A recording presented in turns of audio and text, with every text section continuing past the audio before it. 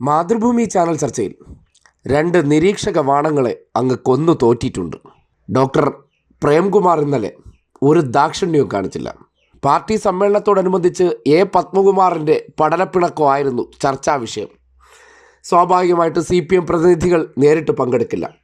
CPM അനുഭാവി അല്ലെങ്കിൽ ഇടതുപക്ഷ സഹയാത്രികൻ എന്ന നിലയ്ക്കാണ് പ്രേംകുമാർ ചർച്ചയിൽ പങ്കെടുത്തത്.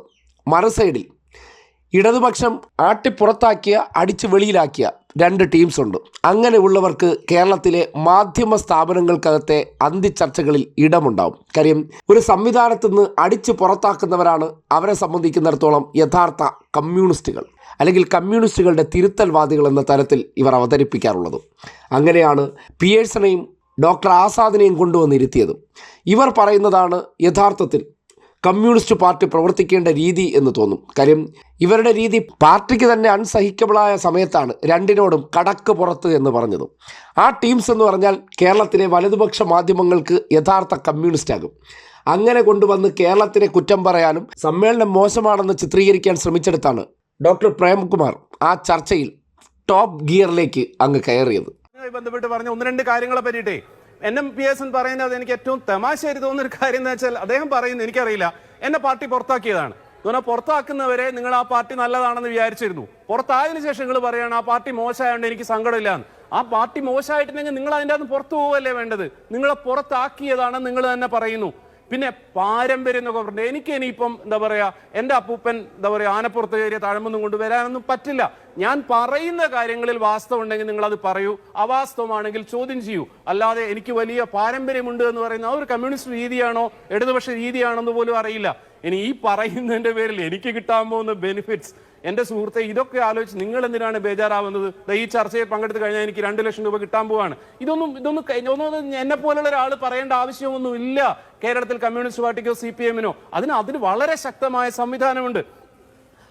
ഡോക്ടർ ആസാദ് പറഞ്ഞതിൻ്റെ അകത്ത് വളരെ പ്രതീക്ഷയുള്ള ഒരു കാര്യം ഞാൻ കാണുന്നു. അദ്ദേഹം പറയുന്നത് ആദ്യം CPM-ന് കൂടേണ്ട ആളായിരുന്നു, പിന്നെ CPM-ന് പുറത്തു പോവേണ്ടതിൻ്റെ, പിന്നെ സ്ഥാനാർത്ഥിയായിട്ട് മത്സരിച്ചിട്ടുണ്ടായിരുന്നു, കിട്ടിയ വോട്ട് എന്ന് പരാമർശിക്കുന്നത് ശരിയല്ല. ഇപ്പൊ അദ്ദേഹം പറയുന്നു നാളെ ഒരു അവസ്ഥ വന്നാൽ ഞാൻ ഒരു പക്ഷേ CPM-ന്റെ കൂടെ നിൽക്കും. പക്ഷെ മാഷെ എന്താ പ്രശ്നം എന്നറിയോ? നിങ്ങൾ നിലവിൽ ചെയ്തുകൊണ്ടിരിക്കുന്ന കാര്യങ്ങൾ, പറഞ്ഞുകൊണ്ടിരിക്കുന്ന കാര്യങ്ങൾ ആർക്കാണ് ഉപകാരമാവുന്നത്, ആരാണ് നിങ്ങൾ എൻഡോസ് ചെയ്യുന്നത് എന്നുള്ളൊരു ഒറ്റ കാര്യം എടുത്തു നോക്കിയാൽ മതി. കേരളത്തിൽ ഇന്ത്യയിൽ നടക്കുന്ന ഈ സമരത്തിൽ ഒരു ഭാഗത്ത് ഇടതുപക്ഷവും എല്ലാവിധ പരാധീനതകളോടും പരിമിതികളോടും കൂടി ഇടതുപക്ഷവും ഇപ്പുറത്തെ സംഘപരിവാറിന്റെ നേതൃത്വത്തിലുള്ള വലിയ വലതുപക്ഷവും നിൽക്കുമ്പോൾ നിങ്ങളുടെ വർത്തമാനങ്ങൾ എൻഡോസ് ചെയ്യുന്നത്, അത് ആഘോഷിക്കുന്നത് സംഘപരിവാരത്തിന്റെ ഗ്യാങ് ആവുന്നു എന്നുള്ള ഒരു യാഥാർത്ഥ്യം നമ്മളുടെ മുന്നിലുണ്ട്.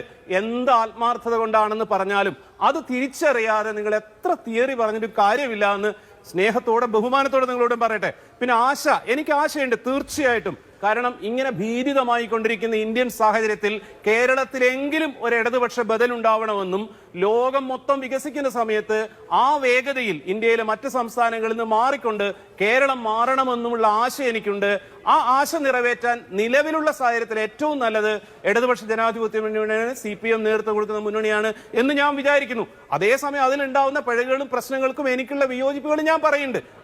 അതിനുള്ള സ്വാതന്ത്ര്യം എനിക്കുണ്ട്. എനിക്ക് ഈ ആശയുണ്ട്. ഞാൻ ജീവിക്കുന്ന നാട് എനിക്ക് പറ്റുന്ന രീതിയിൽ നന്നാവണം എന്നുള്ള ആശ എനിക്കുണ്ട്. അല്ലാതെ ഞാൻ പുറത്തായി പോയതുകൊണ്ട്, എന്നെ പുറത്താക്കിയതുകൊണ്ട് അപ്പുറത്തുള്ള പാർട്ടി ചെയ്യുന്ന ഒന്നുമേ നടക്കാൻ പാടില്ല, പ്രളയം വന്ന് സർവ്വത് നശിച്ചാലും CPM പറയുന്നത് ഒന്നും നടക്കരുത് എന്ന് പറഞ്ഞിട്ട് സിൽവർ ലൈനും ഹൈവേയും സകലം തടയാൻ ഞാൻ പോവാറില്ല എന്ന് മാത്രം പറഞ്ഞിട്ട് നിർത്തുന്നു. NM പിയേഴ്സന്റെ മുഖഭാവം മാത്രം ശ്രദ്ധിച്ചാൽ മതി ഡോക്ടർ പ്രേംകുമാർ കൊടുത്ത മറുപടിയുടെ ഗ്രാവിറ്റി മനസ്സിലാക്കാൻ. ഇരുന്ന ഇരിപ്പിൽ അങ്ങ് ഉരുകി പോകണേ എന്ന് പ്രാർത്ഥിക്കുകയാണ്. കാര്യം നമുക്കൊരു സംഘടനയുമായിട്ട് പ്രശ്നമുണ്ടായിരുന്നെങ്കിൽ നമ്മൾ സ്വയം അത് മതിയാക്കേണ്ടിയിരുന്നു. പക്ഷെ അത് പറ്റില്ല. നമ്മൾ അതിനകത്ത് നിന്ന് കുളം തോണ്ടാൻ ശ്രമിക്കുന്നുണ്ട്. ഈ സംഘടനയ്ക്കകത്ത് നിന്നുകൊണ്ട് കുലംകുത്തിയാകുന്നു എന്ന് മനസ്സിലാകുന്ന സന്ദർഭത്തിലാണ് പുകച്ച് പുറത്ത് ചാടിച്ചത്. പുകച്ച് പുറത്ത് ചാടിച്ചാൽ പിന്നെ സംഘടനയെ എങ്ങനെ നശിപ്പിക്കണം, സംഘപരിവാറിനെ വളർത്തണം, ഇതാണല്ലോ ഇവരുടെ ലക്ഷ്യം. ഇവരാണ് കേരളത്തിലെ മാധ്യമ സ്ഥാപനങ്ങൾക്കകത്തിരിക്കുന്ന പല വലതുപക്ഷ കോട്ടിട്ട അവതാരങ്ങൾക്ക് വലിയ ഇടതുപക്ഷക്കാരായി മാറുന്നത്. ആ കുലംകുത്തികളെ ഇടതുപക്ഷക്കാരായിട്ട് അവതരിപ്പിച്ച് പാർട്ടിയെ അറ്റാക്ക് ചെയ്യുകയാണ് ലക്ഷ്യം. പക്ഷേ പൊളിഞ്ഞ് പാളീസായിപ്പോയി.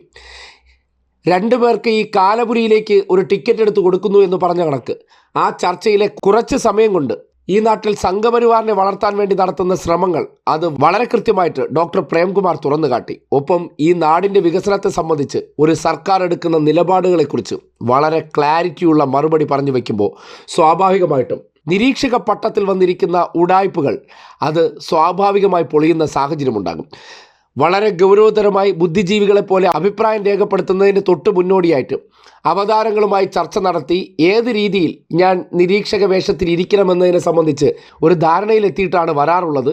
ആ ധാരണപ്രകാരമുള്ള കഥാപാത്രം ആടിത്തിമിർക്കാൻ ശ്രമിച്ചെങ്കിലും അതിൻ്റെ മേക്കപ്പ് അഴിച്ച് നാട്ടുകാർക്ക് മുന്നിൽ തുറന്നു കാട്ടിക്കൊടുക്കാൻ ആ ചർച്ചയിൽ പ്രേംകുമാറിന് കഴിഞ്ഞു എന്നുള്ളത് നിഷേധിക്കാനാകാത്ത യാഥാർത്ഥ്യമാണ്.